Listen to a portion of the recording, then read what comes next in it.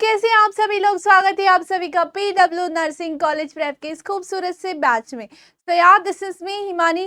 बेटा last lecture में हमने कुछ विटामिन्स को डिस्कस किया था जो हमारे वाटर सॉल्युबल विटामिन्स थे। ठीक है, फैट सॉल्युबल हमारा कंप्लीट हो गया था, हमने वाटर सॉल्युबल विटामिन्स को डिस्कस कर रहे थे। ठीक है, तो कैसे आप सभी लोग, कैसी चल रही है आप लोगों की पढ़ाई। आई होप कि आप सब लोग मस्त होंगे और स्वस्थ होंगे और अच्छे से अपनी पढ़ाई को कंटिन्यू कर रहे होंगे बिना किसी स्ट्रेस के। ठीक है, ज़्यादा स्ट्रेस नहीं लेना है, हर लेक्चर में मैं बोलती हूँ, क्योंकि स्ट्रेस के साथ बेटा पढ़ाई नहीं होती है। आप जितना स्ट्रेस लेंगे आप चीज़ों को भूलते रहेंगे। तो आप अपने माइंड को रिलैक्स रखें, रिलैक्स रख के ही पढ़ाई करें, तो ही आप क्या कर सकते हैं, चीज़ों को ग्रैप्स कर सकते हैं एक अच्छी मेमोरीज के साथ। ठीक है, वरना अगर हम स्ट्रेस पे रहते हैं ना तो हम दो चीज़ें एक साथ कर रहे होते हैं, एक तो पढ़ाई कर रहे हैं और हमारे दिमाग में कोई और चीज़ भी चल रही है। तो कहीं ना कहीं साइमल्टेनियसली वो क्या होती है, वो चीज़ें हम दोनों चीज़ों को साथ में करते हैं तो हम उतनी अटेंशन से नहीं करते, तो वो इसके चांसेस रहते हैं कि हम जल्दी उसको भूल जाएं। ठीक है, तो अपने माइंड को हमेशा जब भी स्टडी करते हो तो माइंड को रिलैक्स करके करो, बाकी खुश रहो। ठीक है, क्योंकि कॉलेज लाइफ में खुश रहना चाहिए। देखो दुख तो तुम्हें जॉब में आके अपने आप मिल जाएंगे, उन दुख की तो तुम्हें कोई वो इतनी टेंशन लेनी नहीं है, क्योंकि दुख तो अपने आप मिल जाते हैं। बाकी आपको क्या रहना है, खुश रहना है। ठीक है, तो स्टार्ट करते हैं। आज हम कुछ और विटामिन को डिस्कस करेंगे बेटा जो आपके वाटर सॉल्युबल है। ठीक है, जैसे आपका B3 है, B5 और B6 है। ठीक है, इन सारे विटामिन को हम डिस्कस करेंगे। पहले एक रिकैप ले लेते हैं लास्ट लेक्चर का कि हमने क्या क्या डिस्कस किया था, जिसमें हमने B1 और B2 को पढ़ा था। ठीक है, और हमने कुछ विटामिन के नाम डिस्कस किए थे। ठीक है, जिसमें हमने क्या करा था, विटामिन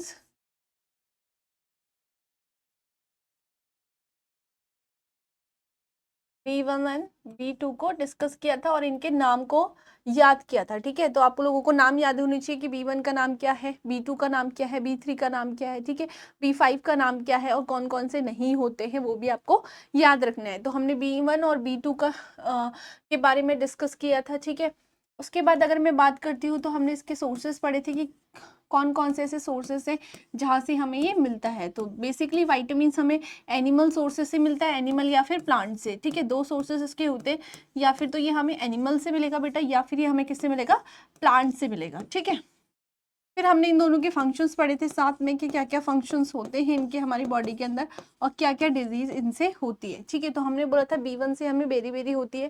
ठीक है, जो B1 है उससे हमें बेरी बेरी होती है, तो इसको हम एंटी बेरी बेरी विटामिन भी बोलते हैं। ठीक है, नेक्स्ट हमने इसके क्या पढ़े थे बेटा, इनकी डेफिशिएंसी और इनका डेली रिक्वायरमेंट के बारे में पढ़ा था कि कितना डेली हमें इनका रिक्वायरमेंट होता है। डेफिशिएंसी और डेली रिक्वायरमेंट के बारे में हमने डिस्कस किया था।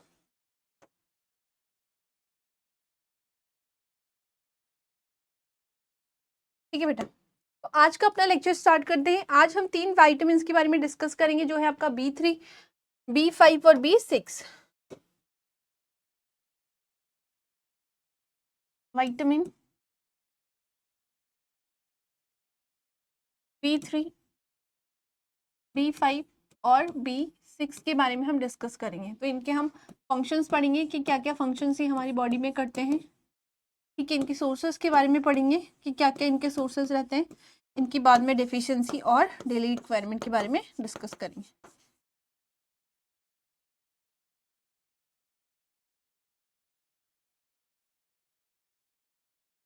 ठीक है, तो सबसे पहले हम बात करते हैं विटामिन B3 की। सबसे पहले हम हेडिंग डालेंगे विटामिन B3। सबसे पहले हेडिंग डालना बेटा विटामिन B3।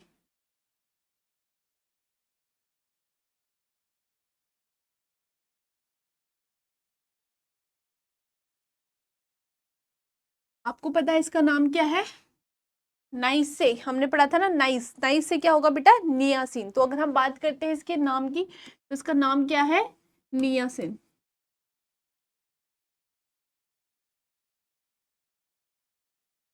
ये क्या है बेटा, एक वाटर सॉल्युबल विटामिन है। ये भी आपको याद रखना है, क्या है, वाटर सॉल्युबल विटामिन है।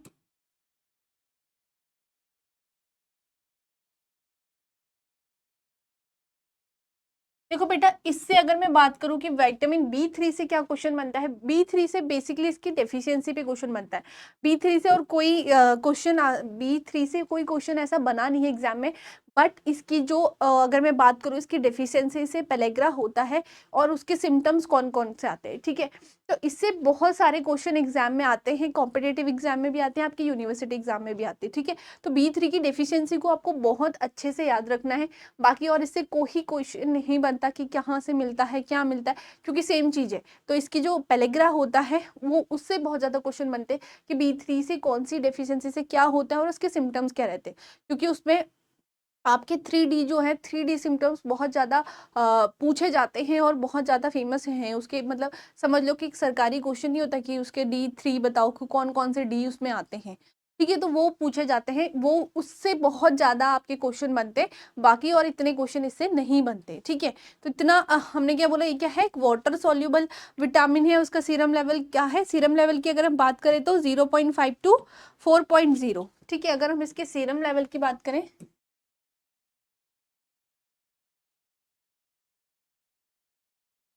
0.5 टू 4.0 पर DL, ठीक है। इतना क्या होता है बेटा, इसका सीरम लेवल होता है। ये तो कुछ स्पेसिफिक बात थी इससे रिलेटेड जो हम सारे सबके बारे में ही डिस्कस करते हैं बेटा।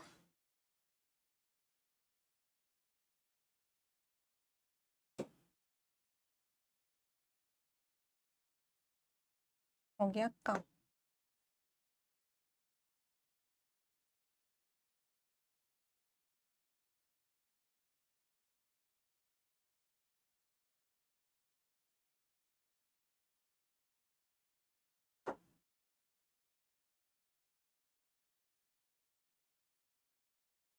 ठीक है, तो क्या था, इससे रिलेटेड कुछ ऐसी बातें थी जो आपको याद रखनी है कि विटामिन B3 क्या है, इसका नाम क्या है, इसको नियासिन हम बोलते हैं, इसका साइंटिफिक नेम जो है वो नियासिन है, और क्या है, एक वाटर सॉल्युबल विटामिन है, और दूसरा अगर हम बात करते हैं इसका सीरम लेवल कितना है, 0.5 टू 4.0, ठीक है जी, पर DL, ठीक है। इतना इतना आपको क्लियर है। अब हम बात करेंगे इसको और क्या बोलते हैं, इसको बोलते हैं, अगर मैं बात करती हूँ इसका एक और नाम है, niacin is also known as preventive pellagra factor, ठीक है। इसमें लिखना, यहीं पे लिख लो इसके नीचे ही, niacin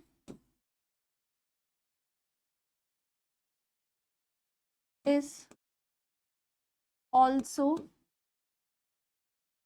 known as anti pellagra factor, क्योंकि ये क्या करते हैं, हमें पेलेग्रा से बचाता है, ठीक है।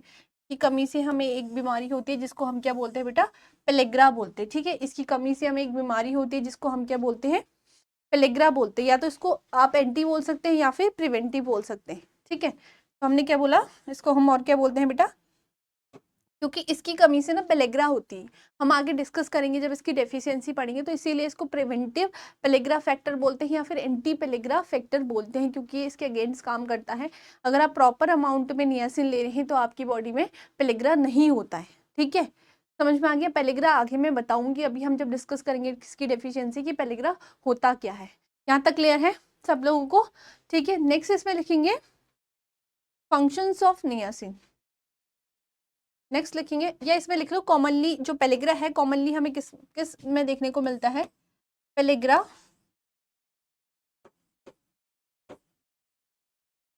Commonly seen in people who is eating, जो क्या खाते हैं बेटा, मेज खाते हैं, मेज मतलब मक्का, ठीक है। जो पर्सन क्या करता है ये याद रखना हमेशा, ठीक है। ये पूछा जाता है मेज की, मतलब पेलेग्रा किसकी वजह से होता है, जो पीपल्स क्या होते हैं, मेज ईटिंग पीपल्स होते हैं, मतलब जो मक्का, आपने मक्का सुना होगा ना, आपके लैंग्वेज में जो भी बोलते हैं मक्का बोलते हैं वैसे कॉमनली उसको। तो जो बहुत ज़्यादा कॉर्न खाते हैं या बहुत ज़्यादा मक्का खाते हैं, मेज बोलते हैं जिसको, उन पीपल्स को क्या होता है, हमारा पेलेग्रा होता है। जो ज़्यादा अमाउंट में खाते हैं, कभी खा रहे, क्योंकि वो होते एक सीजनल है ना, बट लोग तुमने देखा होगा कॉर्न बहुत ज़्यादा खाते हैं, स्वीट कॉर्न वगैरह, या किसी फ्रूट्स में डाल के भी, या कोई मैगी बनाएंगे उसमें भी डाल के भी। तो जो मेज ईटिंग पीपल होते हैं जो बहुत ज़्यादा खाते हैं, उनको क्या होता है, आपका पेलेग्रा होता है, ठीक है। तो ये भी एग्जाम में पूछा जाता है, पेलेग्रा किसकी वजह से होता है। एक तो डेफिशिएंसी हो गई नियासिन की अगर, ठीक है, और दूसरा पेलेग्रा उन पर्सन्स को होता है, उन पीपल्स को होता है जो जो क्या करते हैं, मेज ईटिंग करते हैं। मेज ईटिंग मतलब जो मक्का का बहुत ज्यादा कंज्यूम करते हैं मक्का। ठीक, नेक्स्ट हेडिंग डालेंगे इसके फंक्शंस। नेक्स्ट हेडिंग डालेंगे इसके फंक्शंस क्या होते हैं। एक मिनट बेटा, ठीक है। नेक्स्ट हेडिंग डालो फंक्शंस।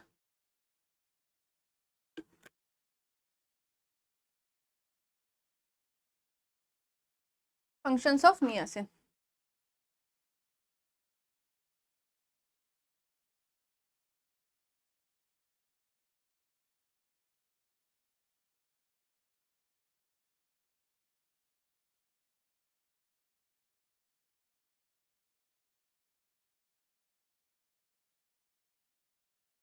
मैं बात करूंगी इसके फंक्शंस की, ठीक है। तो आपको पता है जो नियासिन है हमारा बेटा, वो क्या करता है, commonly essential for tissue metabolism. ये सबसे ज्यादा अगर हम बात करते हैं रिक्वायरमेंट किसके लिए होता है, टिश्यू मेटाबॉलिज्म के लिए। जो हमारे टिश्यू है उनका मेटाबॉलिज्म करता है कौन, हमारा नियासिन, ठीक है। तो सबसे पहले तो हम इसमें जो पहला पॉइंट लिखेंगे वो यही लिखेंगे कि हमारा ये क्या होता है बेटा, niacin essential for tissue metabolism. तो इसमें लिखना पहला, niacin S essential for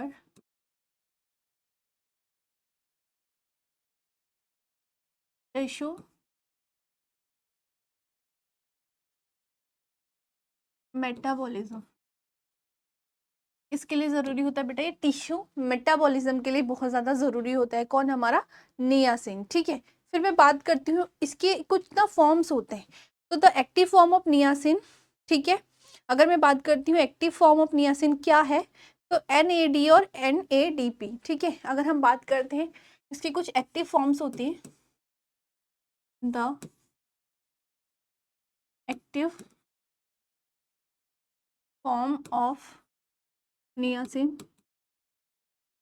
niacin की कुछ एक्टिव फॉर्म होती है जिसको हम बोलते हैं, एक तो NAD, अभी मैं फुल फॉर्म लिखा दूंगी इनकी, और दूसरा होता है NADP। उनकी फुल फॉर्म लिख लेना, यहाँ पे लिखो NAD,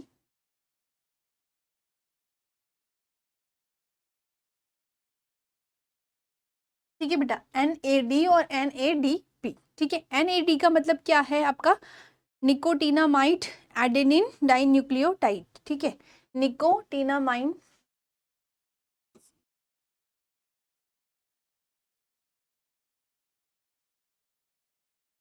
टीनामाइड एडेनिन डाई न्यूक्लियोटाइड, ठीक है। ये क्या है इसका बेटा, ये इसकी एक्टिव फॉर्म है पहली जिसकी हमने बात करी, डाइन्यूक्लियोटाइड, ठीक है। नेक्स्ट हम बात करते हैं NADP। NADP क्या है, निकोटीनामाइड एडेनिन डाइन्यूक्लियोटाइड फॉस्फेट। तो लिखना NADP का मतलब क्या है बेटा, निकोटीनामाइड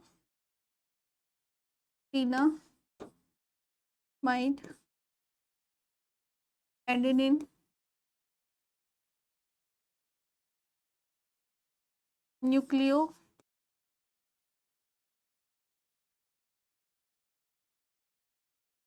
न्यूक्लियोटाइड फॉस्फेट,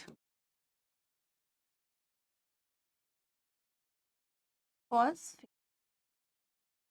ये दोनों क्या है बेटा, इसकी एक्टिव फॉर्म है, ठीक है। ये दोनों क्या है, इसकी एक्टिव फॉर्म है, किसकी, नियासिन की।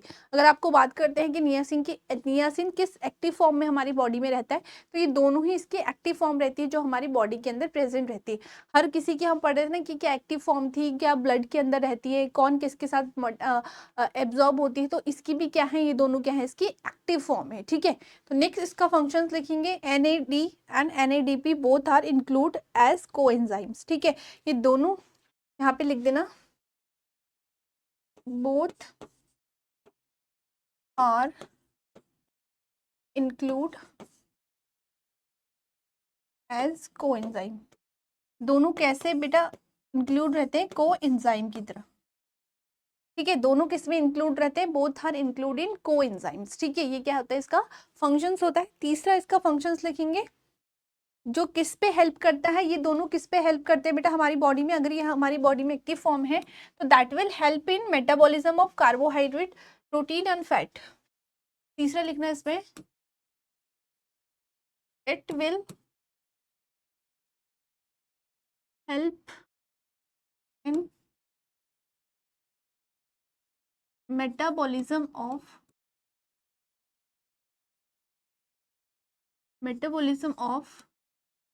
Carbohydrate, protein and fat. क्या करते हैं, इसके मेटाबॉलिज्म में क्या करते हैं, हेल्प करते हैं। और क्या किस चीज के लिए एसेंशियल होते हैं, it is essential for normal functioning of, इसमें लिखना। इसके बाद फोर्थ में लिखना, इट इज रिस्पॉन्सिबल फॉर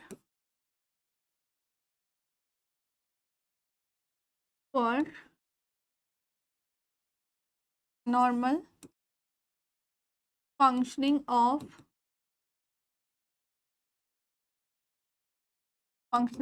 क्या क्या, किस किस के नॉर्मल फंक्शन में भी हेल्प करता है, इसमें लिखना इंटेस्टाइन,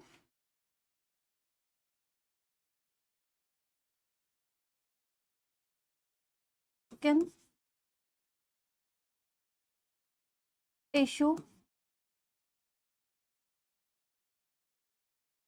टिश्यू पे लिख लेना यहाँ पे नर्वस टिश्यू। इनके क्या करता है, ये इनके नॉर्मल फंक्शनिंग में हेल्प करता है। कौन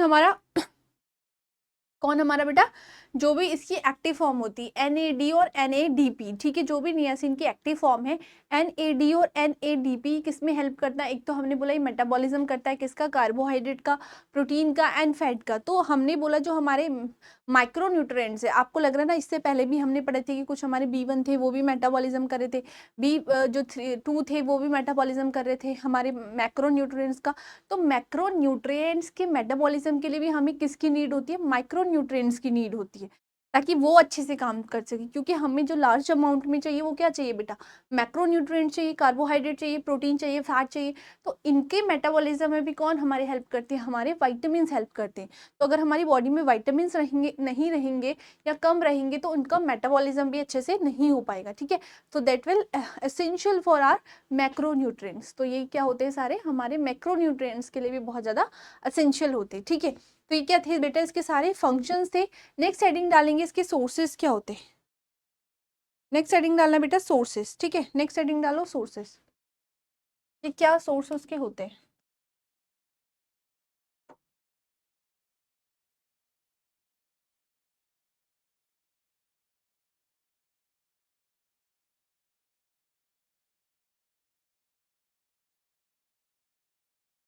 ठीक है, नेक्स्ट हेडिंग डालेंगे हम सोर्सेस। तो सोर्सेस में आपको पता है हमें किससे मिलते हैं, एक तो एनिमल सोर्स से मिलते हैं, एक लिख लेना एनिमल सोर्स, ये हमें एनिमल्स तो मिलते ही मिलते हैं सारे। ठीक है, दूसरा हमने बोला किससे मिलते हैं, हमें प्लांट से मिलते हैं। ठीक है, एनिमल और प्लांट से हमें कौन मिलते हैं, जितने भी हमारे वाइटामिन होते हैं। कुछ ऐसे वाइटामिन हैं जो हमें नहीं मिलते हैं एनिमल से, ठीक है, उनके बारे में हम लेटर ऑन डिस्कस करेंगे। इसके बारे में अगर हम बात करते हैं तो एनिमल में वही हमारा मिल्क हो गया, मीट हो गया, लिवर, फिश, एग। इसमें अगर हम बात करेंगे तो हमारा मिल्क हो गया, ठीक है, मीट हो गया, लिवर हो गया,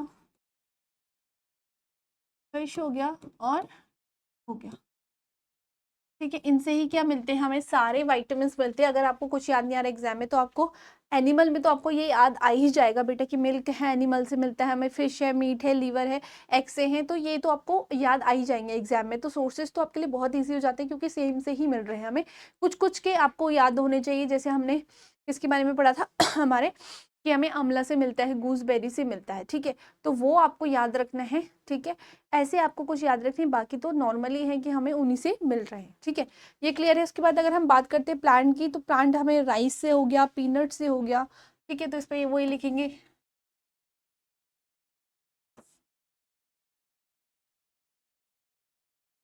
हैंग हो गया।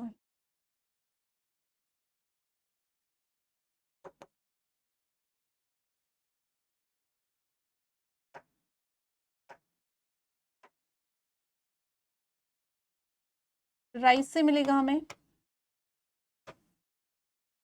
सीरियल से मिलेगा, ठीक है। अगर हम बात करते हैं तो हमें पल्सेस से मिलेगा, ठीक है। हमें लेग्यूम से मिलेगा, ठीक है, इनसे हमें मिलेगा। अगर मैं बात करती हूँ तो हमें पीनट से मिलेगा। एक तो ये हैंग हो गया, ठीक है। इन सब से हमें क्या मिलेगा बेटा, हमारा विटामिन B3। ये सारे क्या होते हैं, इसके सोर्सेस होते हैं, ठीक है। इसके बाद हम लिखेंगे इसका डेली रिक्वायरमेंट कितना होता है, ठीक है। नेक्स्ट हम लिखेंगे इसका डेली रिक्वायरमेंट कितना है हमारी बॉडी में।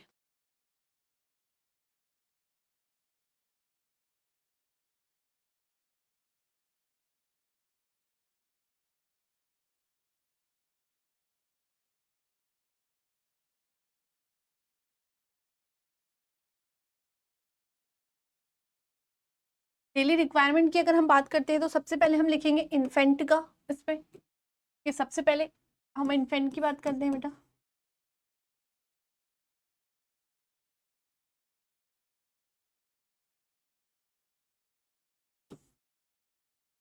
इन्फेंट में भी हमारा 0 to 6 मंथ आएगा, ठीक है पहले, और उसके बाद 7 to 12 मंथ आएगा। पहले हम लिखेंगे 0 to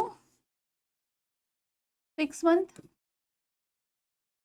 फिर हमारा आएगा 7 to 12 मंथ, क्योंकि दोनों में क्या होगी, अलग अलग रिक्वायरमेंट होगी किसकी, हमारी विटामिन B3 की। अगर हम बात करते हैं 0 to 6 मंथ में कितना आएगा, 2 mg/day,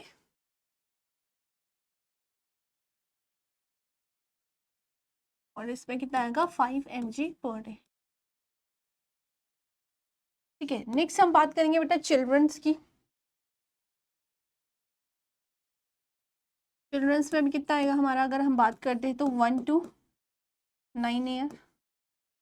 1 to 9 ईयर के चिल्ड्रन की अगर हम बात करते हैं कि इनको कितनी रिक्वायरमेंट होती है हमारी किसकी, विटामिन B3 की, इसमें हम बात करेंगे 7 to 11 mg/day। कितनी होती है आपको, 7 to 11,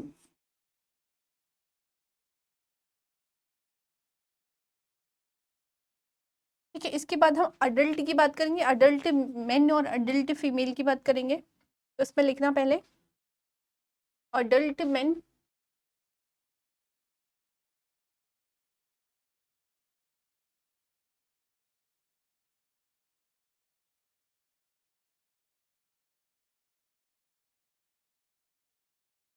ठीक है। अडल्ट मैन में भी बेटा हम अलग लिखेंगे, जो सेडेंटरी लाइफ जी रहे हैं उनके बारे में, फिर हम मॉडरेट का, फिर हैवी का। तो इसमें 3 चीजें लिखेंगे हम, एक तो सेडेंटरी के बारे में, फिर हमारा आएगा मॉडरेट, फिर हमारा आएगा बेटा हैवी। सेम हमारा ऐसे ही वुमेन्स में भी आएगा। अगर मैं वुमेन्स की बात करती हूँ, वुमेन्स में भी हमारा यही आएगा, सेडेंटरी,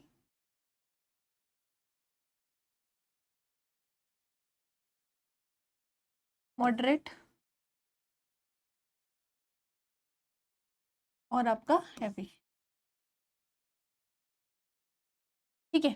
इन तीनों के बारे में लिखेंगे। अगर हम मेन की बात करते हैं तो मेन में आते हैं 14, 18 और 23। 14 mg/day, फिर आपका आएगा 18 mg/day, फिर आपका आएगा 23 mg/day, ठीक है। ये किसका होता है आपका, ये सारा मेंस का होता है, ठीक है।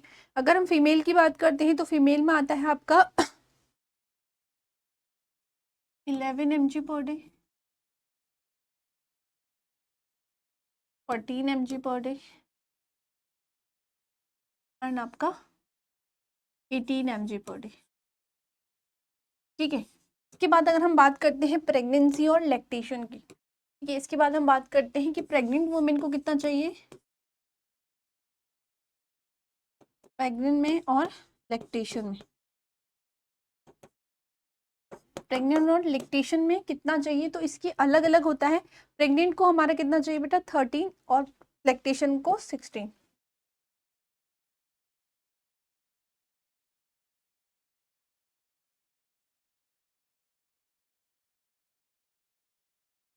ठीक है, ये क्या था इसका डेली रिक्वायरमेंट, कितनी डेली, इतना हमें रिक्वायरमेंट होता है किसका, B3 का। अलग अलग आपको हम पता ही है कि हम अलग अलग कैटेगरी में अलग अलग रिक्वायरमेंट देख रहे हैं कि चाइल्ड को कितना है, इन्फेंट को कितना है, मेल को कितना है, फीमेल को कितना है, प्रेगनेंसी पे कितना है और लैक्टेशन में कितना है। ठीक है, यहाँ तक क्लियर हो गया। अब लिखेंगे इसकी डिफिशियंसी। ठीक है, इसकी डिफिशियंसी से क्या होता है, नेक्स्ट डालना है बेटा इसका डिफिशियंसी।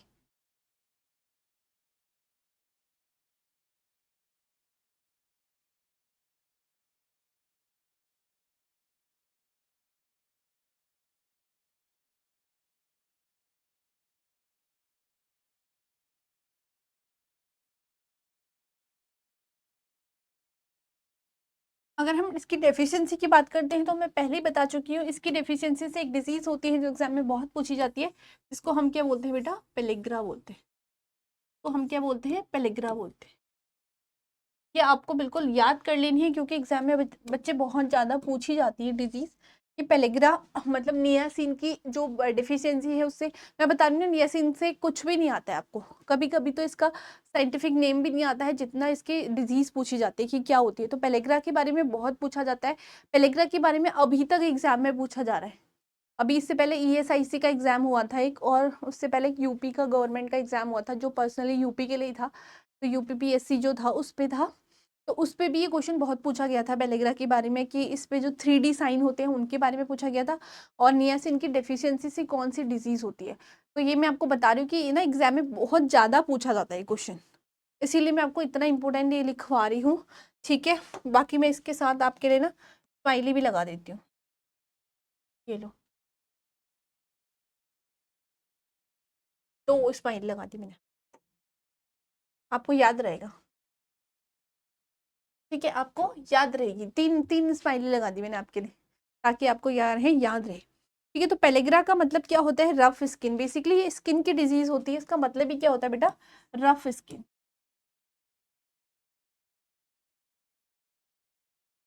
अगर हम बात करते हैं ये कैरेक्टराइज्ड बाय होता है 3D साइन आते हैं इसमें। ठीक है, वैसे 4D आते हैं, 4D लास्ट में आता है अगर आपने इसको डिजीज को ट्रीट नहीं किया, बट मोस्ट कॉमनली हम इसमें 3D साइन पढ़ते हैं। पर अगर आपके एग्जाम में 4D भी आ गया तो 4D भी होता है। 4D तब होता है जब इन 3D को हम ट्रीट नहीं करते, वो मैं लास्ट में लिखाऊंगी, तब 4D साइन आता है। तो बेसिकली जो इसके 3D साइन है वो बहुत पूछे जाते हैं, क्योंकि हमारी एक और बीमारी होती है जिसमें 3D साइन होते हैं, तो उसको कंफ्यूज मत करना। जैसे इसोफेजियल जो अट्रेशिया होता है ना, उस पर भी हमारे 3D साइन आते हैं, तो उनको ना इससे मिक्स मत करना। ये 3D साइन अलग है, वो 3D साइन अलग है, तो बच्चे ना उसमें कंफ्यूज हो जाते हैं। तो इसके इसमें लिखना करेक्टराइज्ड बाय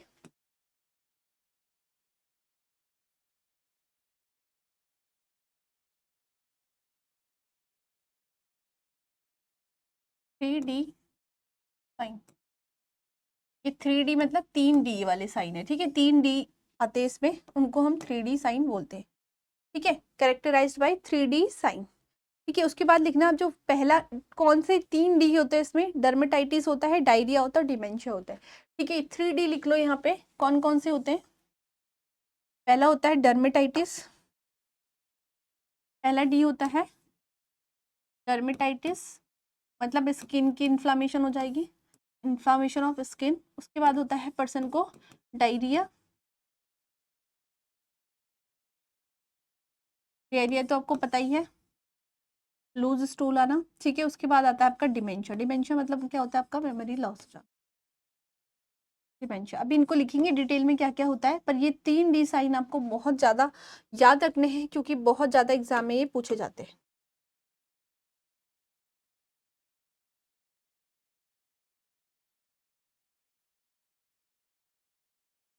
ठीक है, अब इस पे भी मैं आपके लिए, इस पे हम लगाएंगे चलो स्टार। तो ठीक है, 3 स्टार मैंने आपके लिए लगा दिए यहाँ पे, क्योंकि ये बहुत ज़्यादा क्या है आपके लिए ज़रूरी है, बहुत ज़्यादा क्या है ज़रूरी है, एग्जाम में बहुत ज़्यादा ही क्या पूछा जाता है। ठीक है, बहुत ज़्यादा एग्जाम में पूछा जाता है, इसीलिए मैंने क्या लगा दिया इसमें 3 स्टार लगा दिया ताकि आपको 3D याद रहे। तो हमने क्या बोला, जो हमारी क्या है विटामिन B3 है, उससे हम बात करते हैं कि उससे हमें, उसकी डेफिशिएंसी से हमें कौन सी डिजीज होती है, जिसको हम पेलेग्रा बोलते हैं। पेलेग्रा में हमारे 3D साइन आते हैं जो एग्जाम में पूछे जाते हैं, जिसको हम डर्मेटाइटिस बोलते हैं, मतलब हमारी स्किन की इन्फ्लेमेशन हो जाना। अभी हम लिखेंगे। दूसरा हमें डायरिया होता है और हमें डिमेंशिया होता है। ठीक है, तो सबसे पहले हेडिंग डालेंगे डर्मेटाइटिस। डर्मेटाइटिस क्या होता है, सबसे पहले लिखना बेटा डर्मेटाइटिस।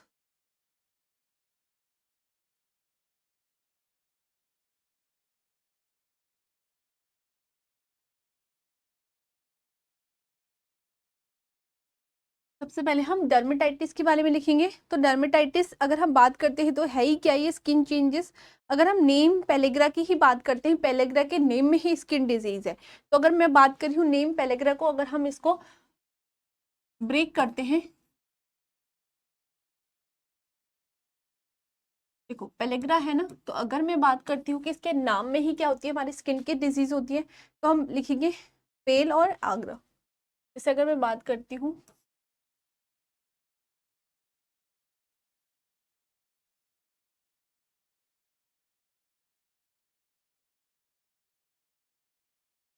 पेलाग्रा बन गया इससे। तो पेल का मतलब ही क्या है, स्किन है।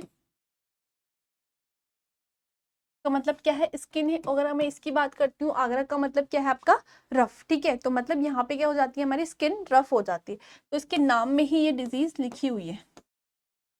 ठीक है, और अगर हम बात करते हैं डर्मेटाइटिस की, तो डर्मेटाइटिस क्या होता है, इन्फ्लामेशन ऑफ स्किन। तो इसमें लिख लेना skin changes when exposure to sun. ठीक है, यहाँ पे क्या होता है, स्किन चेंज हो जाती है।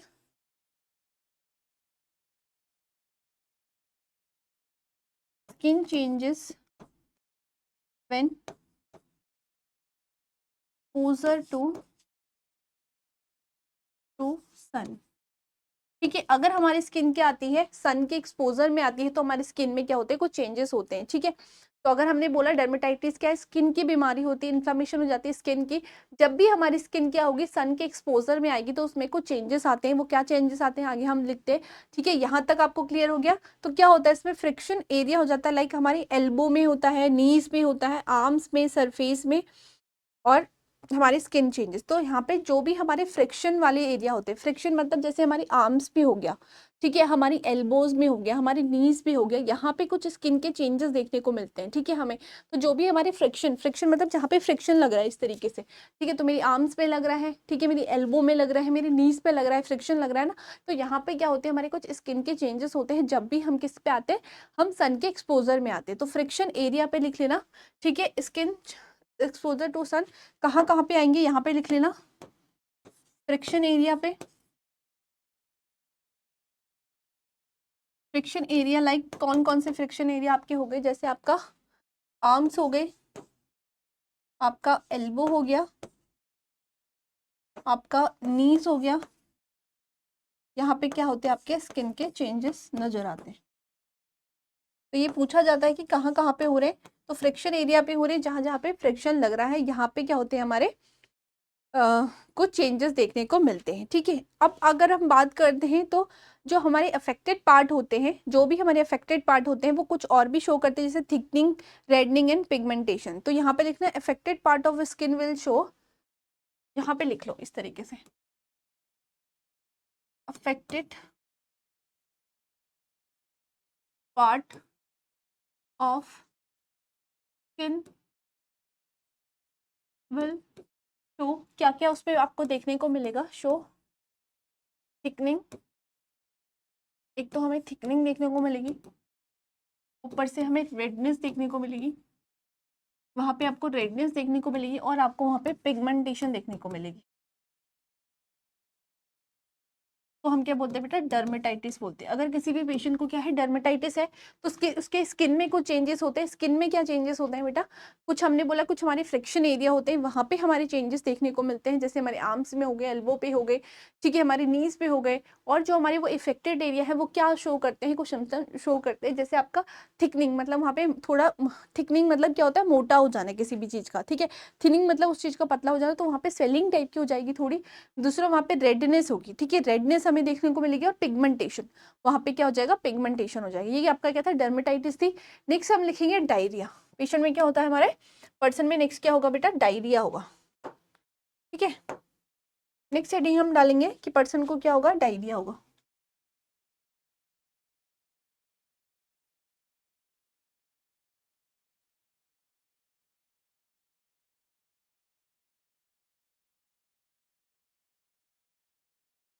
दूसरा डी क्या है हमारा, डायरिया। ठीक है, दूसरा डी क्या होता है बेटा हमारा, डायरिया होता है।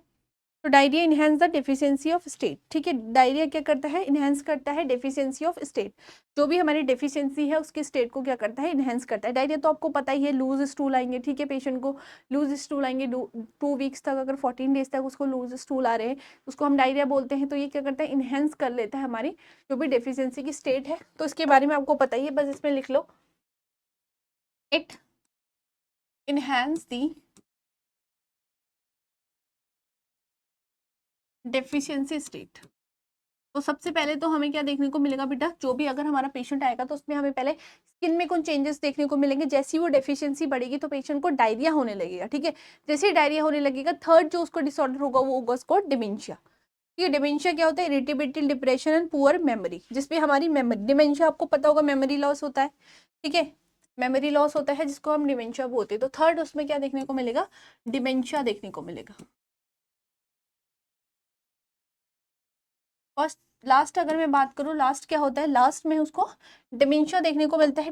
डिमेंशिया मतलब ही क्या होता है, पेशेंट में मेंटल चेंजेस होना। तो इसमें लिखेंगे पेशेंट को क्या क्या होगा, इरेटिबिलिटी होगा, डिप्रेशन होगा, पुअर मेमोरी होगा। क्या होगा इसमें, पेशेंट को इरेटिबिलिटी होगा, पेशेंट इरेटेबल होगा जाएगा,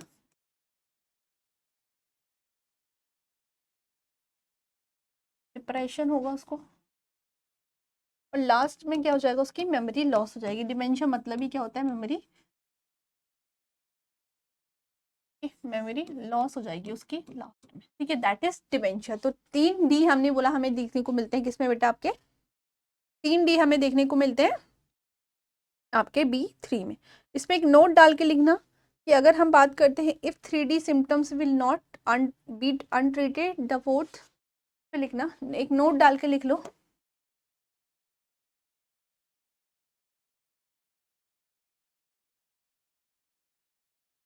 ठीक है, इसमें नोट डाल के एक चीज लिखना,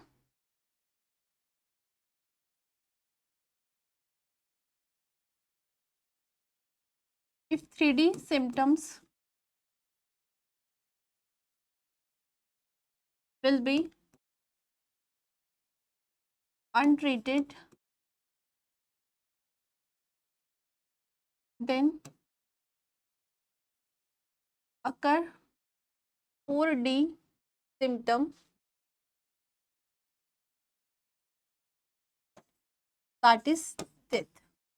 इसीलिए इसमें क्या आता है आपका 4D आता है। वैसे हम बात करते हैं तो पहले हम 3D ही की बात करते हैं, 4D की बात बाद में करते हैं। अगर ये ट्रीट नहीं हुआ, ठीक है, अगर ये 3D को हमने ट्रीट नहीं किया तो पेशेंट को क्या हो जाएगी, डेथ हो जाएगी। इसीलिए इसमें 4D आते हैं आपके, पर पढ़ते हम 3D को ही हैं क्योंकि बेसिकली 3D ही है इसमें। ठीक है, तो 3D कौन से है बेटा, आपका डर्मेटाइटिस है, डायरिया है ना, आपका डिमेंशिया है। अगर ये तीनों डी ट्रीट नहीं हुए तो पेशेंट को क्या हो जाता है, फिर डेथ हो जाता है। तो इट्स ऑल अबाउट आपका विटामिन D3।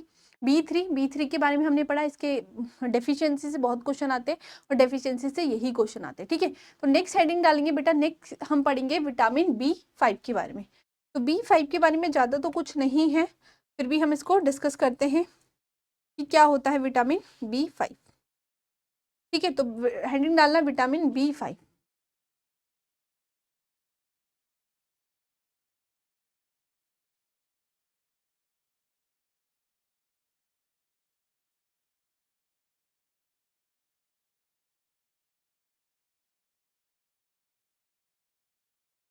इसको क्या बोलते हैं, आप लोगों को पता है इसको क्या बोलते हैं, पेंटोथेनिक एसिड। ठीक है, अगर हम बात करते हैं तो इसका साइंटिफिक नेम क्या होता है, पेंटोथेनिक एसिड।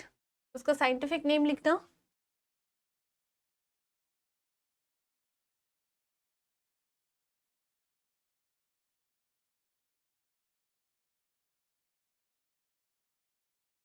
ये भी क्या है आपका एक वाटर सोल्यूबल विटामिन होता है।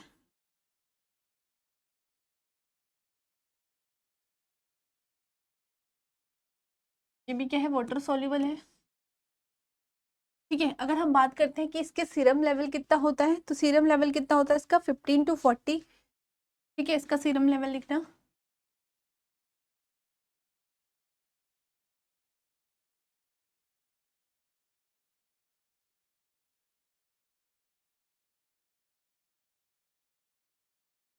ठीक है, क्या होता है इसका बेटा, सीरम लेवल होता है। इससे आपके एग्जाम में बहुत कम क्वेश्चन बनते हैं, मतलब विटामिन B5 से बहुत ही कम क्वेश्चन आपके एग्जाम में अभी तक देखने को मिले हैं, बट फिर भी हमें पढ़ना तो है क्योंकि आपके सिलेबस में है। तो जर्नल से ही क्वेश्चन इसमें आते हैं, वैसे तो बहुत कम क्वेश्चन आते हैं इससे।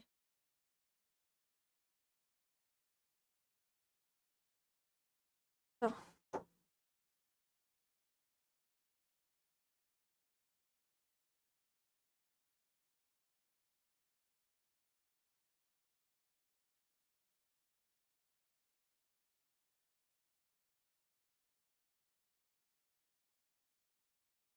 अब ये ठीक भी नहीं हो रहा है, चलो इसी पे लिख लेते हैं। ठीक है, तो नेक्स्ट हम लिखेंगे इसके बारे में। ठीक है, नेक्स्ट लिखना है इसके बारे में, ये क्या था इसका, कुछ बेसिक चीजें हमने इसके बारे में पढ़ी थी। नेक्स्ट अगर हम डिस्कस करते हैं इसके बारे में बेटा कि ये क्या है, तो स्पेशल बी कॉम्प्लेक्स ये क्या होता है, जो क्योर करता है हमारे डर्मेटाइटिस को। ठीक है, हमें पता था कि डर्मेटाइटिस हमें किसकी वजह से हो रहा है, नियासिन की वजह से हमें डर्मेटाइटिस हो रहा है। तो ये क्या है, स्पेशल स्पेशल क्या होता है, हमारा बी कॉम्प्लेक्स होता है जो क्या ट्रीट करता है, हमारे क्या क्योर करता है, हमारे डर्मेटाइटिस को क्योर करता है। तो इसमें लिखना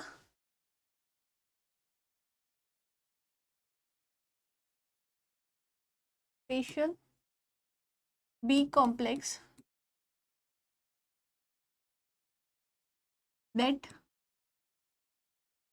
क्योर और ट्रीट डर्मेटाइटिस, जो क्या करता है, क्योर करता है और ट्रीट करता है हमारे किसको, डर्मेटाइटिस को। ठीक है, ठीक है, हमने क्या बोला है कि एक स्पेशल टाइप का बी कॉम्प्लेक्स होता है जो क्या करता है बेटा, आपके ट्रीट करता है, क्योर करता है किसको, डर्मेटाइटिस को क्योर करता है। ठीक है, इसके बाद इसमें लिखना इसके फंक्शंस क्या होते हैं।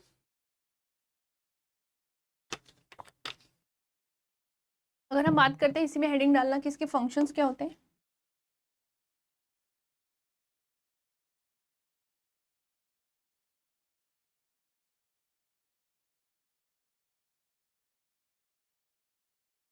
ठीक है, तो अगर हम बात करते हैं इसके फंक्शंस की, तो पहला फंक्शन तो ये क्या करता है, अगर मैं बात करूँ तो पहला इसके दो मेन फंक्शंस होते हैं, ज़्यादा इसके कोई फंक्शन है नहीं। तो it is essential in oxidation of pyruvic acid, it is essential for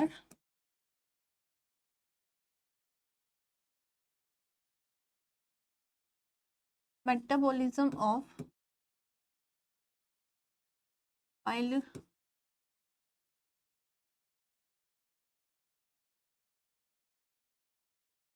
metabolism में क्या हेल्प करता है, कौन, हमारा विटामिन B5। अगर मैं दूसरे की बात करती हूँ तो दूसरा ये क्या करता है,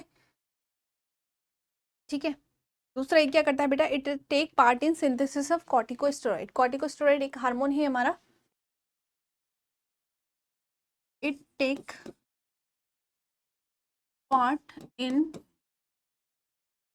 सिंथेसिस ऑफ कॉर्टिकोस्टेरॉइड।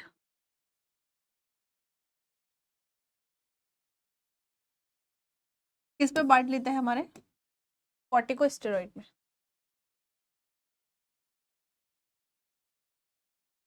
ऑक्सीडेशन लिख लेना। ठीक है, तो दो ही इसके मेन फंक्शन है, एक ऑक्सीडेशन करता है हमारे पायलोरेलिक एसिड का, दूसरा अगर हम बात करते हैं तो ये पार्ट लेता है किसमें, सिंथेसिस ऑफ कॉर्टिकोस्टेरॉइड। कॉर्टिकोस्टेरॉइड आपको पता है एक टाइप का हमारा हार्मोन है। ठीक है, तो उसमें क्या करता है, उसके सिंथेसिस में ये पार्ट लेता है। ठीक है, यहाँ तक क्लियर है। नेक्स्ट हम बात करेंगे इसके सोर्सेज क्या होते हैं, तो सोर्सेज वही सेम एनिमल सोर्सेज और आपका प्लांट सोर्सेज जो सेम हमें मिलता है, वही इसकी हम बात करते हैं। तो इसमें क्या होता है बेटा आपका, पे लिखना सोर्सेज में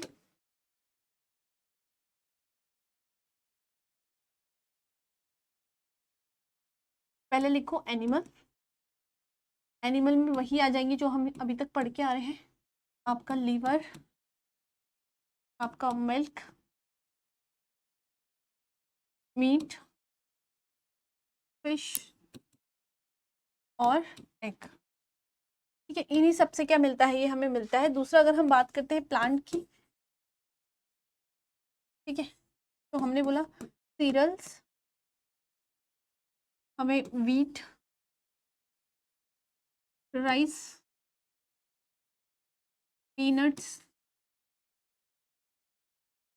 ठीक है, इन सब से क्या मिलता है, ये हमें मिलता है। ठीक है, ये सारी चीज़ों से हमें मिलता है। नेक्स्ट हम लिखेंगे बेटा इसका क्या डेली रिक्वायरमेंट रहता है, कितना हमें बॉडी में चाहिए। तो लिखना नेक्स्ट डेली रिक्वायरमेंट।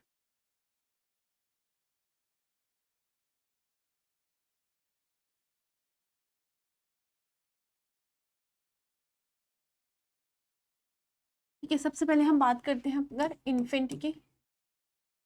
सबसे पहले अगर हम बात करेंगे किसकी बेटा, इन्फेंट की, कि इन्फेंट को कितना चाहिए, तो इन्फेंट को हमारा 2 mg per day.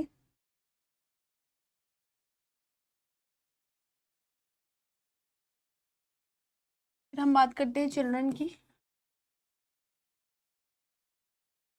2 to 4 mg per day. फिर हम बात करेंगे मेन की, वुमेन की, प्रेग्नेंट की, लैक्टेशन। ठीक है, इन सब की बात करेंगे। अगर हम बात करते हैं मेन की, तो मेन को कितना चाहिए, 5।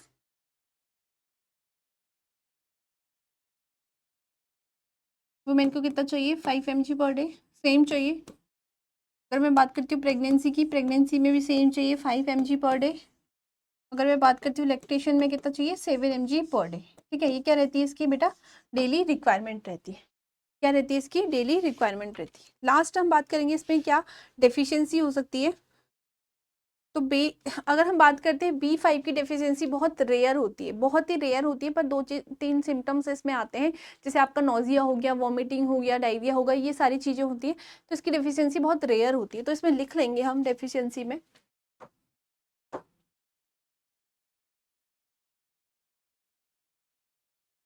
डेफिशिएंसी में हम लिख लेंगे बेटा।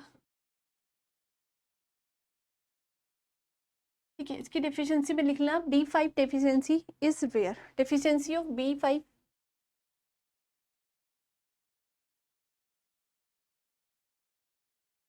Of B5 is rare. बहुत रेयर होती है इसकी डेफिशिएंसी बेटा, बहुत ही ज़्यादा रेयर, मतलब होती नहीं है। अगर होगी भी तो विजिबल सिम्टम्स कुछ देखने को मिलते हैं, तो इसमें लिख लेना विजिबल सिम्टम्स कौन कौन से हमें देखने को मिलेंगे अगर हो गई। ये तो होती नहीं है, क्योंकि इसमें कुछ ऐसा डेफिशिएंसी होता नहीं है, तो एग्जाम में इतना पूछा भी नहीं जाता है। तो नोजिया, वॉमिटिंग और ट्रेमर्स,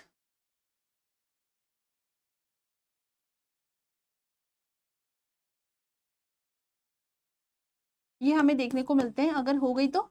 वैसे इसकी जो डेफिशिएंसी ऐसी बहुत रेयर होती है कि इसकी वजह से कोई डिजीज कंडीशन हो, तो बहुत रेयर इसकी डेफिशिएंसी होती है। ठीक है, तो क्या था आपका विटामिन B5 था। नेक्स्ट हम हेडिंग डालेंगे, नेक्स्ट हम जिसके बारे में डिस्कस करेंगे वो है आपका विटामिन B6। ठीक है, तो नेक्स्ट हेडिंग डालना विटामिन B6।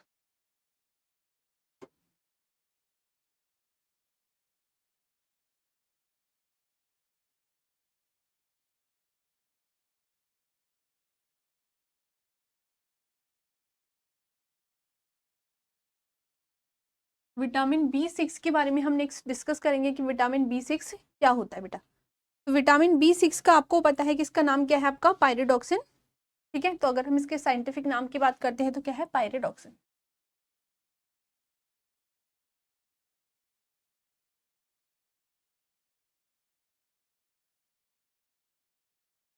ठीक है, ये क्या है, इसका साइंटिफिक नाम है बेटा।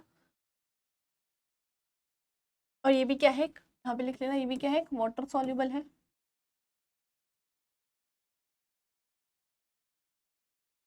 वाटर सॉल्युबल क्या है, विटामिन है। ये भी कैसा विटामिन है आपका, वाटर सॉल्युबल विटामिन है। अगर हम बात करते हैं इसका कि इसका सीरम लेवल कितना होता है, तो अगर हम इसके सीरम लेवल की बात करूँ,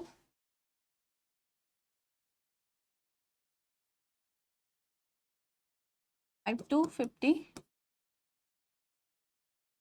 नैनोग्राम पर। ठीक है, इतना क्या होता है इसका सीरम लेवल होता है।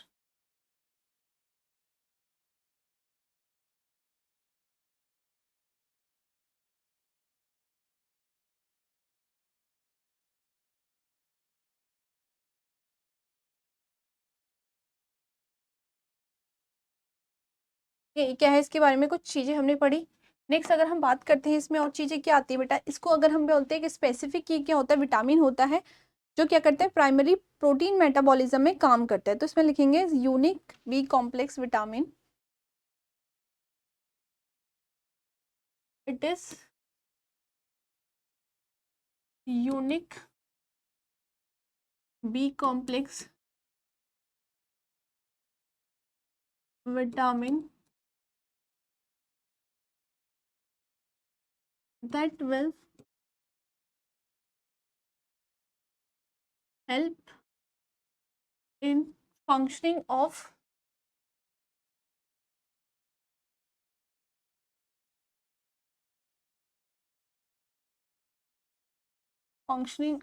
metabolism of protein,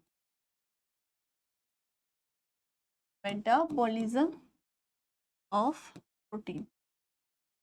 ठीक है, आपको पता है किसके मेटाबॉलिज्म में हेल्प करता है बेटा, प्रोटीन के मेटाबॉलिज्म हेल्प करता है। तो मेन फंक्शन जो इसका है वो क्या है, मेटाबॉलिज्म ऑफ प्रोटीन। ठीक है, प्रोटीन के मेटाबॉलिज्म में हेल्प करता है। तो एक स्पेशल जो इसका यूनिक फंक्शन है वो यही है किसका, विटामिन B6 का। ठीक है, अगर हम बात करते हैं कि इसकी 3 फॉर्म हमारी बॉडी में होती है, 3 फॉर्म में ये हमारी बॉडी में होता है। तो इसकी फॉर्म्स लिख लेना, यहीं पे लिख लो इसकी फॉर्म्स।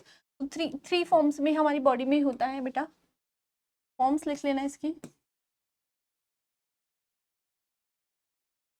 ठीक है, एक तो हमारी क्या हो गई, हमने बोला इसको पायरिडॉक्सिन हम बोलते हैं। तो पहले होता है इसका पायरिडॉक्सोल। ठीक है, पहले लिखना पायरिडॉक्सोल।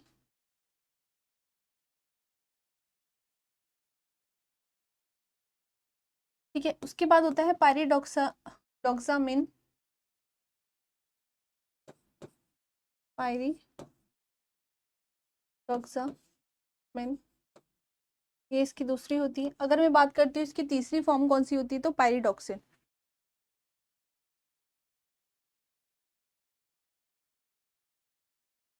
ठीक है, ये 3 फॉर्म में क्या होता है हमारी बॉडी में प्रेजेंट होता है, कौन, हमारा पायरिडॉक्सिन क्या बोलते हैं, जिसको हम विटामिन B6 बोलते हैं। तो इसकी 3 फॉर्म होती है हमारी बॉडी में, पायरिडॉक्सोल, हमने बोला पायरिडॉक्सोल होते हैं, पायरिडॉक्सामिन होती है और पायरिडॉक्सिन होती है। ठीक है, 3 फॉर्म्स इसकी बॉडी में, हमारी बॉडी में प्रेजेंट होती है। अगर हम बात करते हैं इसके फंक्शंस की, किसके क्या क्या फंक्शंस होते हैं हमारी बॉडी में, हेडिंग डालना इसके फंक्शंस के बारे में कि क्या क्या फंक्शंस हैं इसकी बॉडी में।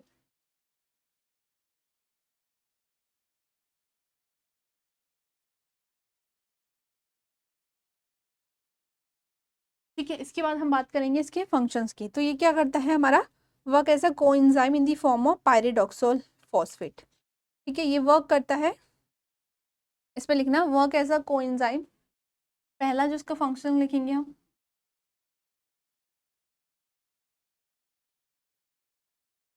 वर्क एज अ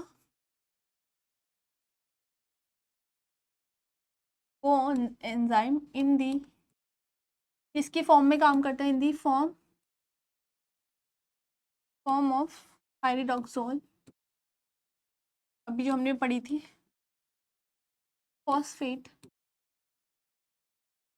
ठीक है, work as a coenzyme, coenzyme की तरफ वर्क करता है, किसकी फॉर्म में करेगा बेटा, पायरिडॉक्सोल फॉस्फेट की फॉर्म में, इन मैनी बायोलॉजिकल रिएक्शन, कहाँ पे, बहुत सारी बायोलॉजिकल रिएक्शन में। इसमें लिखना इन मैनी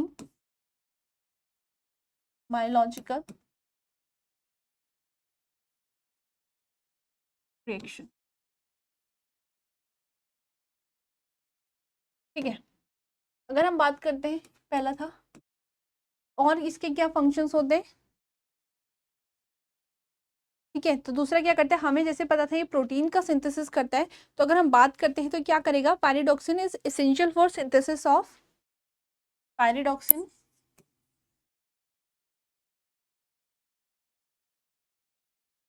इज एसेंशियल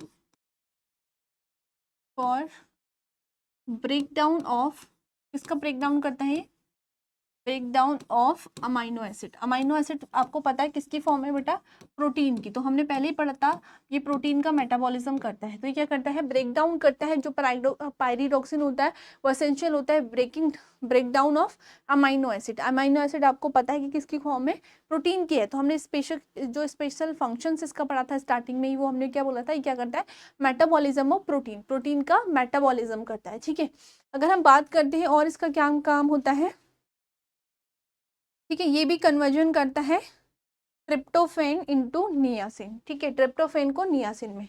तो इसमें दूसरा लिख देना, इट हेल्प इन दी, ये पे लिख दो, it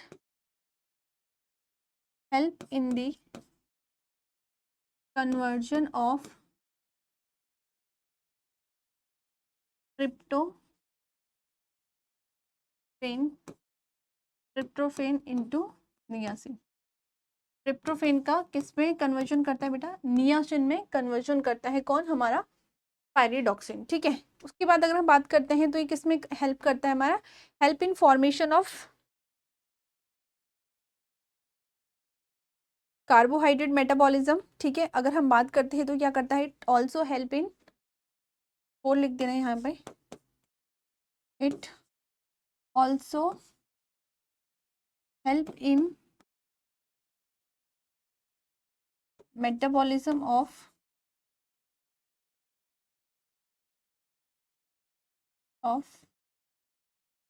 carbohydrate bye releasing glucagon.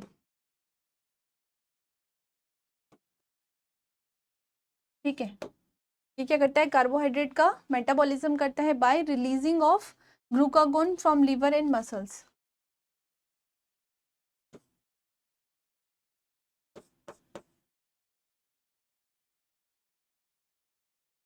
Liver and muscles. ठीक है, लिवर एंड मसल से अगर हम बात करते हैं बेटा, हमने क्या बोला, ये क्या करता है, मेटाबॉलिज्म करता है कार्बोहाइड्रेट का। ठीक है, तो आपको पता है कार्बोहाइड्रेट हमारी एक तो लिवर में स्टोर रहती है, दूसरा मसल्स में रहती है। क्या रिलीज करके, हमारे ग्लूकागोन को। ग्लूकागोन आपको पता है हमारे ग्लूकोज लेवल को बढ़ाता है। अगर हमारी बॉडी में ग्लूकोज लेवल कम हो गया तो ग्लूकागोन क्या करता है, हमारी बॉडी में ग्लूकोज लेवल को बढ़ाता है। और हमें पता है कि इंसुलिन क्या करता है, ग्लूकोज लेवल को कम करता है। तो इंसुलिन हमारा पैनक्रियास से रिलीज होता है। ठीक है, तो ये क्या करेगा, जब भी हमारी बॉडी में अगर कभी ग्लूकोज का लेवल कम हो गया तो ये क्या करता है, हमारी बॉडी में रिलीज करता है ग्लूकागोन को। ग्लूकागोन को रिलीज कहाँ से करेगा, क्योंकि जो स्टोर फॉर्म रहती है कार्बोहाइड्रेट की वो कहाँ पे रहती है, आपको पता है, हमने बताया था कि लिवर में रहती है हमारी और मसल्स में रहती है। कौन, हमारे कार्बोहाइड्रेट। तो वहां से ग्लूकागोन को रिलीज करके हमारे कार्बोहाइड्रेट का क्या करता है, मेटाबॉलिज्म करता है। ठीक है, ये सारे क्या थे, इसके कुछ एसेंशियल फंक्शंस थे। इसके बाद अगर हम बात करते हैं इसके सोर्सेज की, तो इसके भी वही सोर्सेज हैं सेम, एनिमल एंड प्लांट। ठीक है, तो नेक्स्ट हेडिंग डालेंगे इसके सोर्सेज के बारे में, इसके क्या सोर्सेज है। तो सोर्सेज पे आपको पता है कि विटामिन बेसिकली हमें एनिमल और प्लांट से मिलते हैं। तो यहाँ पे लिखना है एनिमल, एनिमल में भी आपके सेम है, एनिमल में जो हम पढ़ के आ रहे हैं वही है। दूसरा है आपका प्लांट, प्लांट में भी वही है। ठीक है, तो एनिमल में अगर हम बात करते हैं तो लिवर से मिलेगा आपको, मीट से मिलेगा, एग से मिलेगा, मिल्क से मिलेगा, ठीक है, फिश से मिलेगा, इन सारी चीज़ों से हमें मिलता है। ठीक है, अगर मैं बात करती हूँ प्लांट की, तो प्लांट से क्या है हमारा, सीरियल से मिलेगा, एक तो पल्सेस से मिलेगा, ठीक है, आपका व्हीट से मिलेगा, आपका राइस से मिलेगा। इन सारी चीज़ों से हमें मिलता है कौन, आपका विटामिन B6। ठीक है, नेक्स्ट इसके लिखेंगे रिक्वायरमेंट, क्या रिक्वायरमेंट रहती है इसकी, डेली रिक्वायरमेंट लिखेंगे।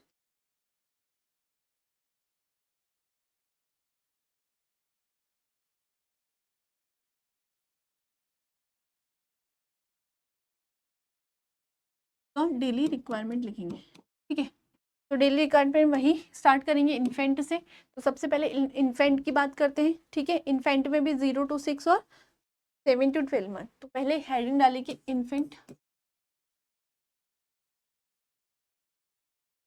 इन्फेंट पे लिखना 0 to 6 मंथ और आपका 6 to 12 मंथ, सॉरी 7 to 12।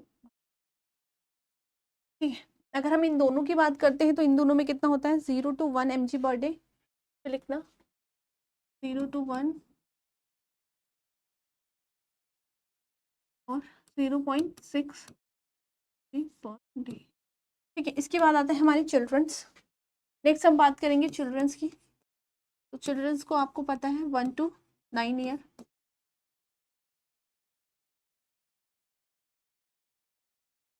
ठीक है, अगर हम बात करते हैं 1 to 9 ईयर को कितना होता है, तो इसमें हम बात करेंगे 0.9 to 1.5, 0.9 to 5। ठीक है, इतना आपका होता है। इसके बाद अगर हम बात करते हैं वही अडल्ट मैन की, तो अडल्ट मैन में भी आपकी 3 चीजें आएंगी बेटा। यहाँ पे भी आपकी 3 चीजें आएंगी, सेडेंट्री, मॉडरेट और हैवी। ठीक है, तो हेडिंग डालना अडल्ट मैन,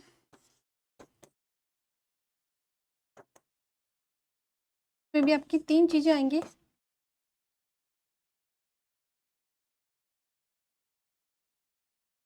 मॉडरेट, दूसरा आपका आएगा हैवी। ठीक है, इन तीनों चीजों के बारे में बात करेंगे। तो इसमें हम बात करते हैं, तो सेडेंट्री है 0.9, 0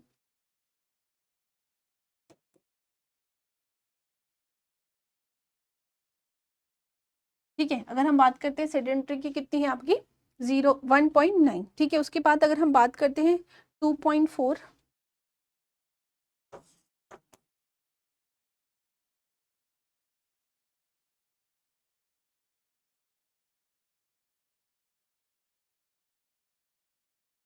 ठीक है, इसके बाद हम बात करेंगे अडल्ट फीमेल की।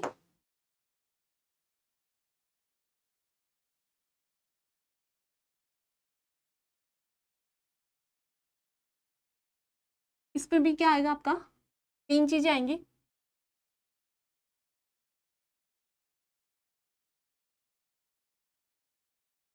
मॉडरेट और आपका हैवी। फिर आपका आएगा प्रेग्नेंट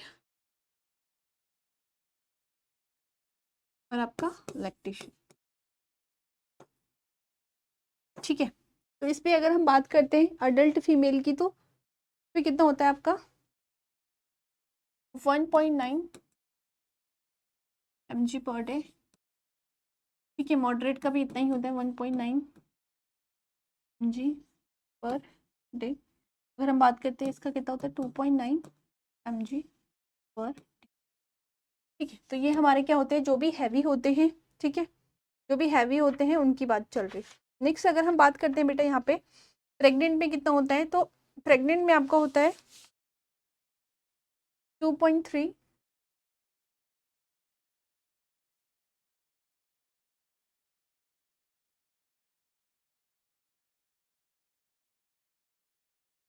ठीक है, इतना क्या होता है हमारे इस पे 7 कर दिया मैंने, mg per day.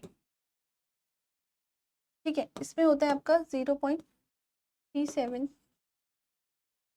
mg per day. ठीक है, तो अगर हम बात करते हैं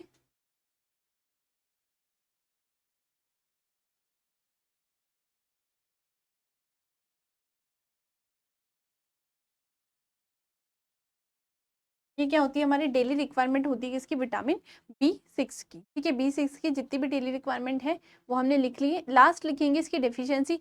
इसकी भी पर्टिकुलरली डेफिशिएंसी से कोई ऐसी डिजीज नहीं होती कि कोई ऐसी डिजीज है जो एग्जाम में बहुत ज़्यादा पूछी जाती है इसकी डेफिशिएंसी से। तो इनकी डेफिशिएंसी से कोई ऐसी डिजीज नहीं होती है, जिनसे होती है वो मैं आपको बता दूंगी। जैसे भी आएगा फॉलिक एसिड आएगा, ठीक है, और आपका साइनोकोबालामिन आएगा, इनसे होती है, तो इन्हीं से ज़्यादा क्वेश्चन पूछे जाते हैं। तो इन जो ये जो विटामिन है इनसे कुछ ना क्वेश्चन आज तक बने हैं ना, मैंने कभी बुक्स में देखे कि इनसे क्वेश्चन आए हैं। जिनसे आए हैं वहां पे मैंने आपको इंपॉर्टेंट लिखा दिए, तो लिख लेंगे। फिर भी इसकी डेफिशिएंसी से क्या होगा, क्योंकि इसकी डेफिशिएंसी से बेटा क्या हो रहा था, हमने देखा था कि प्रोटीन का मेटाबॉलिज्म कर रहा था, तो कहीं ना कहीं प्रोटीन का सिंथेसिस कम हो जाएगा। ठीक है, तो इसकी डेफिशिएंसी लिखेंगे हेडिंग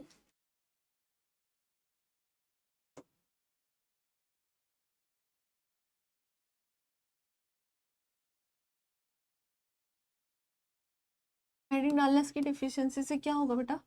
तो अगर हम बात करते हैं, क्योंकि ये मेटाबॉलिज्म कर रहा था किसका, प्रोटीन का, तो यहाँ पे क्या होगा abnormalities in protein metabolism, vitamin B6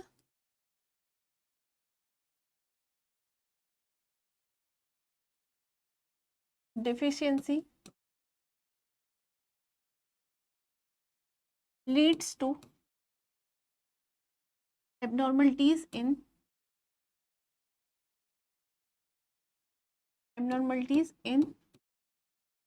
metabolism of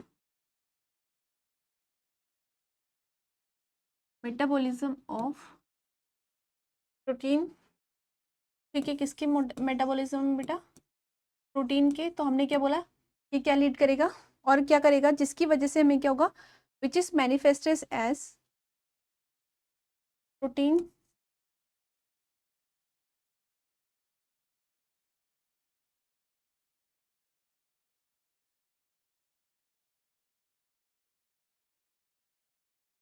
इसकी वजह से हमें क्या क्या देखने को मिलेगा।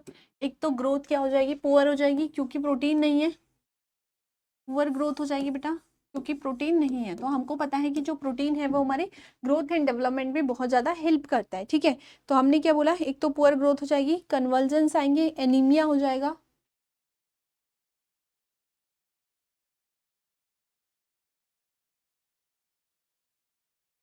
एनीमिया हो जाएगा पेशेंट को। ठीक है, ये सारी कंडीशन हमें किस में देखने को मिलेगी बेटा, डिक्रीज एंटीबॉडी फॉर्मेशन। ठीक है, और क्या हो जाएगा,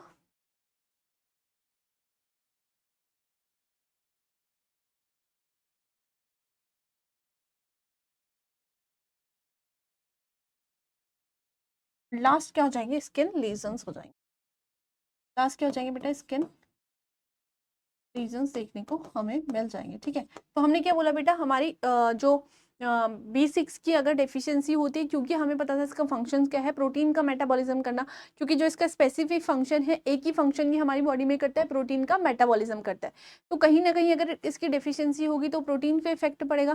तो हमने क्या बोला, क्या होगा, प्रोटीन की मेटाबॉलिज्म की अगर डेफिशिएंसी होगी तो कुछ सिम्टम्स हमारी बॉडी में देखने को मिलेंगे। जैसे जो हमारा पर्सन है उसको एनीमिया हो सकता है, पुअर उसकी ग्रोथ हो सकती है, क्योंकि आपको पता है ग्रोथ एंड डेवलपमेंट के लिए हमारा प्रोटीन बहुत ज़्यादा ज़रूरी है। और दूसरा आपको पता है जो हीमोग्लोबिन है उसमें हमारा प्रोटीन होता है, जो ग्लोबिन है वो प्रोटीन है।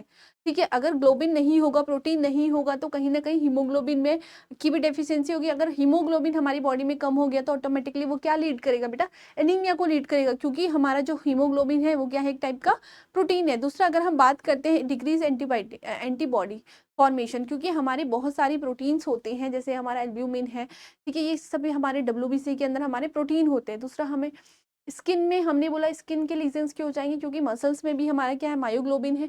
तो प्रोटीन से ही हमारी स्किन बन रही है। ठीक है, एंटीबॉडी में भी हमारी प्रोटीन बहुत हेल्प करती है, उसमें सारा प्रोटीन ही होता है। जैसे आप अगर बात करते हैं एल्ब्यूमिन की है, ठीक है, फिब्रिनोजन की है, ये सारे हमारे क्या है, काइंड ऑफ प्रोटीन है। ठीक है, तो प्रोटीन अगर नहीं होगा तो ये सारी चीज़ें हमें देखने को मिलेगी पर्सन की बॉडी में। ठीक है, तो ये सारे क्या थे, आपके तीनों वाटर सॉल्युबल विटामिन थे जिनके बारे में हमने डिस्कस किया। सबसे पहले हमने विटामिन B3 को पढ़ा, फिर B5 को पढ़ा, फिर B6 को पढ़ा। तो अगर आपके एग्जाम में इन तीनों विटामिन की मैं बात करूँ कि सबसे ज़्यादा क्वेश्चन किससे बनते हैं, तो नियासिन से बनते हैं, वो भी नियासिन की डेफिशिएंसी, क्योंकि पर्टिकुलरली ना इनकी कोई डेफिशिएंसी है ना इनसे ऐसे कोई क्वेश्चन बनते हैं। ठीक है, जो भी इनकी डेली रिक्वायरमेंट थी या जो कॉमन जो क्वेश्चन थे वो मैंने आपको लिखा दिए, बाकी जो सोर्सेस हैं वो तो सेम ही है। ठीक है, अगर इसके फंक्शंस की बात करते हैं कि कोई कैसा पूछ लिया आपको एग्जाम में कि विटामिन B से इसका जो मेन फंक्शन है वो क्या है, तो आपको पता होना चाहिए क्या करता है बेटा, हमारे प्रोटीन का सिंथेसिस करता है। ठीक है, तो समराइज कर लेते हैं अपने टॉपिक को जल्दी से कि हमने क्या क्या डिस्कस किया। तो हमने 3 प्रोटीन के बारे में डिस्कस किया था बेटा। सबसे पहले हमने डिस्कस किया था विटामिन B3, तो हमने नियासिन भी बोला था। ठीक है, उसके बाद हमने B5 को डिस्कस किया था, इसको हमने पेंटोथेनिक एसिड बोला था। फिर हमने B6 को पढ़ा था, इसको हमने पायरिडॉक्सिन बोला था। ठीक है, फिर हमने इनके कुछ सोर्सेज पढ़े थे, तो हमें पता था कि सोर्सेज क्या है इनके, 2 ही सोर्सेज से ये मिलता है, एनिमल और प्लांट से। सारे हमें एनिमल और प्लांट से ही मिलते हैं। ठीक है बेटा, उसके बाद अगर हम बात करते हैं बेटा सोर्सेज के बाद, हमने इनके कुछ फंक्शंस पढ़े थे, तो फंक्शन सबके अलग अलग थे। उसके बाद हमने इनका RDA पढ़ा था, और लास्ट में हमने इन तीनों की क्या पढ़ी थी, डेफिशिएंसी पढ़ी थी। लास्ट में हमने इन तीनों की डेफिशिएंसी पढ़ी थी कि इनकी डेफिशिएंसी से क्या होता है। तो पर्टिकुलरली अगर हम बात करते हैं तो हमें पता है कि जो B5 है और B6 है उससे पर्टिकुलरली कोई डेफिशिएंसी नहीं होती, बहुत रेयर होती है। कोई सिम्टम्स जो देखने को मिलते हैं वो मैंने आपको लिखा दिए थे। बट अगर नियासिन की हम बात करते हैं, उसकी डेफिशिएंसी से क्वेश्चन पूछे जाते हैं कि क्या उसकी डेफिशिएंसी है, तो हमने बोला था कि पेलेग्रा होता है उसकी डेफिशिएंसी से। पेलेग्रा एक कॉमन डिजीज है जो मेज ईटिंग पर्सन होते हैं, जो मक्का खाते हैं, उनको होता है, और उसमें हमें 3D साइन देखने को मिलते हैं, डर्मेटाइटिस, डायरिया एंड डिमेंशिया। अगर हम इन तीनों को ट्रीट नहीं करते हैं तो उसकी वजह से पेशेंट को क्या हो जाती है, डेथ हो जाती है। ठीक है। दूसरा, अगर हम बात करते हैं बेटा आपके होमवर्क की, तो आपको क्या लिखना है होमवर्क में, इनमें से एक अगर मैं बात करूं जो सबसे इंपॉर्टेंट है, तो डिफाइन विटामिन B3। B3 के बारे में आपने डिटेल में लिखना है, क्योंकि B3 पूछा जाता है। ठीक है, B3 पूछा जाता है, उसकी डेफिशिएंसी बहुत ज़्यादा पूछी जाती है। पेलेग्रा से बहुत ज़्यादा क्वेश्चन आते हैं, तो इसके 3D एक तो आपको याद रखने, कंफ्यूज नहीं होना है, क्योंकि बाकी डिजीज में भी आपके कोई 2-3 ऐसी डिजीज है जिसमें आपका D है, वो 3D उसमें भी आते हैं, तो आप दोनों को मिक्स मत करना। कुछ उसके भी सिमिलर हैं जैसे डायरिया वगैरह, तो दोनों को मिक्स मत करना। जब आप डिजीज पढ़ेंगे, डिजीज कंडीशन पढ़ेंगे, तो वहाँ देखेंगे आप। ठीक है, तो अभी आपको ये 3D याद रखने। ठीक है बेटा। तो thank you so much everyone, I hope कि आपको लेक्चर समझ में आया हो। आप अपने नोट्स बनाइए, हर लेक्चर में यही बोलती हूँ मैं, क्वेश्चन प्रैक्टिस करिए अपने। जो भी क्वेश्चन आपको दिया जाता है वो लिखिए। जो इंपॉर्टेंट पॉइंट मैं बताती हूँ आपको कि वहाँ पे ये हाईलाइटेड है, ये इंपॉर्टेंट है, उसको आप भी अपने कॉपी में हाईलाइट कर लीजिए, क्योंकि अगर आप कॉम्पिटेटिव एग्जाम की तैयारी अभी से करना चाहते हैं, तो इन्हीं क्वेश्चन से, जैसे मैं आपको हर उस पर बोलती हूँ कि यूनिवर्सिटी एग्जाम में तो बेटा आपको कॉपी भरनी है।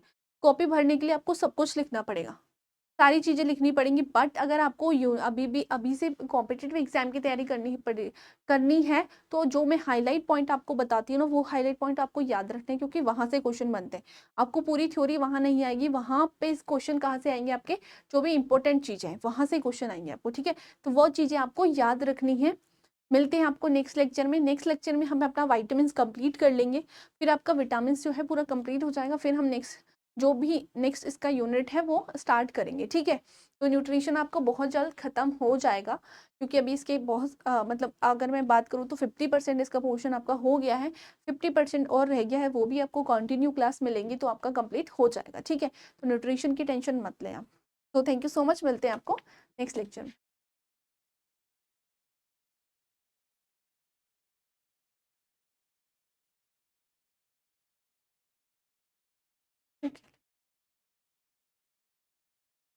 मैं बंद कर दूँ?